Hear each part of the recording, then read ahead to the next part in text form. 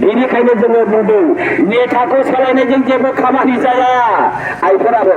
नेतासो सोलायनांगौ बे जेरैखिया नेता जाया मानो बे नेताया बिथांमोना सासेयानोखा बे भटारफोरनि सम्पद सम्पत्तिखौ थगायनानै लुथिनानै जानो ओंखारबोनाय बे नेताफोर बेनिखायनो जोङो बुंदों बर्तमान बिगियाननि जुगाव दावहाया बै गोरोंफोरजों आरो जाम्बाफोरजों आरो बे दावहायाव जोङो बुंदों गभर्नमेन्टनि सेन्सास हिसाबै जोङो दिनै मोनदांदों बिपुलानो 25% एप्रिलानो 72% तो 72% जों 25% जों ज' खालायोबा बेसेबां जायो 100 जानो बेसेबां बाखि जायो फालाय 7 नंगौना नङा 25 जों 72% जों ज' खालामोबा 97 जायोना जाया फालाय 97 बा 3 बाखि नंगौना नङा आरो बे 3 बे 3 जाबाय कोटपति आरबपति आरो बे कोटपति आरबपति 3 बिथांमोना मोनफ्रोमबो जायगायाव थांनानै 97% मानसिफोरनि सम्पद सम्पत्तिखौ लुथिनानै थगायनानै जानाया बे 3 मानसियानो आइफोरा जेब्ला जों बिपिएल 25% एप्रिल 72%आ जेब्ला सिरि मोनगोन गाव गावनि अधिकारनि सोमोन्दै जेब्ला मोनदांगोन अब्लानो बे 3 मानसिखौ खारखोमाबाबो खारखोमानो जायगा गैयै बेबादि होसोगोन आइफोराबो मानो होनब्ला नाय नोंथांमोना बर्तमानाव जुदि नेता जानोब्ला 20 कौटि नांगौ बर्तमानाव नेता जानोबा 30 कौटि नांगौ होमब्ला बे ओनसोलाव थानाय मानसिफोरनि आखायाव सोरनावबा 30 कौटि दं नामा होमबा 30 कौटि थाखा थानायाथ' गुवाहाटीनिसो जागोन 30 कौटि थाखा थानाया बै तेजपुरनिसो जागोन नंगौना नङा जायहा 30 कौटि गारनो हागोन 20 कौटि गारनो हागोन बेबादियासो नेता जानो हागोन आरो जोंनि गोरिब गुन्द्रानि फिसाफ्रा एमए जा ल' पास जा गियानि जा डक्टरेट पास जा थाखायानो गैयाब्ला बहा नेता जानो हानो बेलाय आरो बिनि गियाना मा खियाव सोलिनो फालाय मानो होनबा भारतआ गोरों गोलावफ्रा ओरैबायदि मांगे खालामबाय ओरैबायदि भिलु खालामबाय नोंथाङा जुदि नेता जानोब्लाना 30 कौटि थाखा गारनांगौ नोंथाङा नेता जानोब्लाना 20 कौटि गारब्लासो नेता जानो हायो बे दिनै 20 कौटि गारनो हाग्रायाथ' बुंनो थाङोबा जोंनि बिखाजुलि ओनसोलाव बिखाजुलि बिधान सभानि सिङाव सासेबो मानसि गैया दिनै बेनिखायनो अशोक सिंगालखौ गुवाहाटीनिफ्राय बे 20 कौटि 30 कौटि बाहायनो हानाय मानसिखौ लाबोनानै जोंनि दिनै नेता बानायफैदों आरो बे दिनै गावनि 20 कौटि 30 कौटि थाखा गारखाबायबा इलेक्शननि टाइमाव बे 20 कौटि 30 कौटिखौ बुथुमफिननांगौ ना बुथुमफिननाङा बेलाय बुथुमफिननांगोन ना बेखौ बुथुमनायावनो 5 बोसोरा ब्लड बारलांबाय होमबालाय समाजनि मा खामानि मावो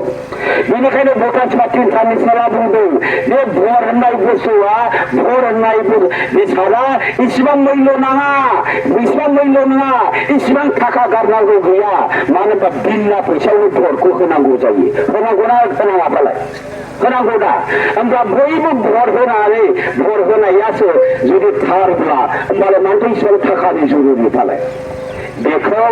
कोटपति आरबपतिफ्रासो बानायदों आइफोर आफाफोर जुदि जिबनाव नेता जानोब्ला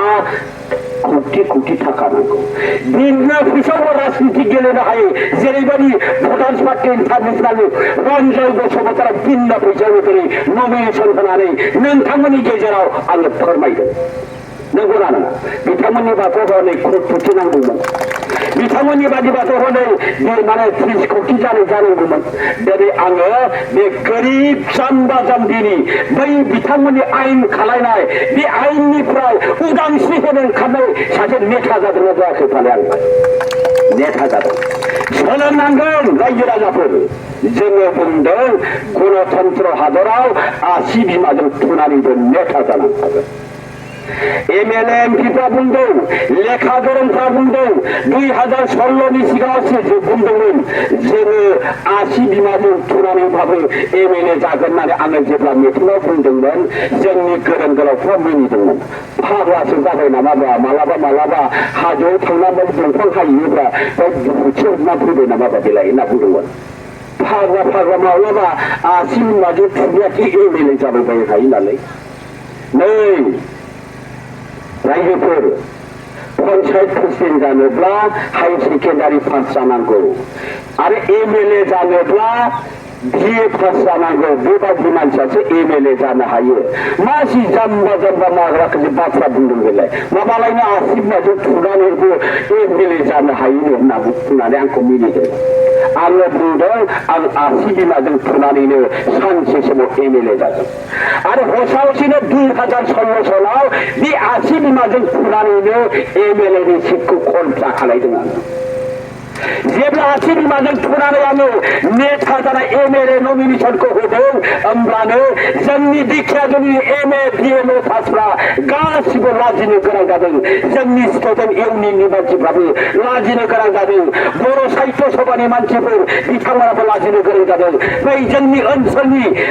माखासे टिचारफोर बिथांमोनाबो लाजिनो गोनां जादों एमए बिए जायफोर साननानै लादोंमोन बिथांमोना लाजिनो गोनां जादों बेनिखायनो जोङो बुंदों गणतन्त्र हादराव बे हादरनि गुबै मानसिफ्रा भटारानोब्ला 80 बिमाजों थुनानैबो नेता जानायखौ आइमोननि फिसाफ्राबो बाबामोननि फिसाफ्राबो नेता जानो हागोन आरो नेता जानाय समाव बेबायदि कोटि थाखा नाङा आरो बिना फैसायावनो भटखौ होनाय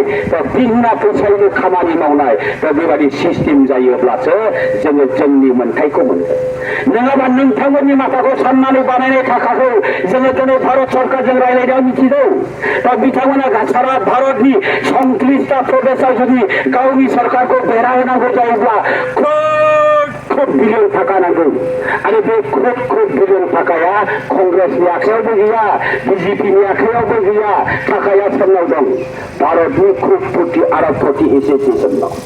दा बिथांमोना गावनि सरकारखौ गठन खालामनो सानोब्ला दा बिथांमोना कोटि आरब कोटिनि सेराव थांनानै आरज गाबहोनांगौ जायो नै जोङो देग्लायाव बिजेपि सरकारखौ देरहाहोनो लुबैदों दा बेनिखायनो जोङो नोंथांमोननाव माने फैनाय जादों होननानै बुंनांगौ आरज गाबहैनांगौ जायो जोंनावथ' फैबाय थ' फैनायनि खारना मा देग्लायनि बोसोराव नोंथांमोना जोंखौ एसे सहाय खालामदो मानो होनब्ला जोङो भारतीय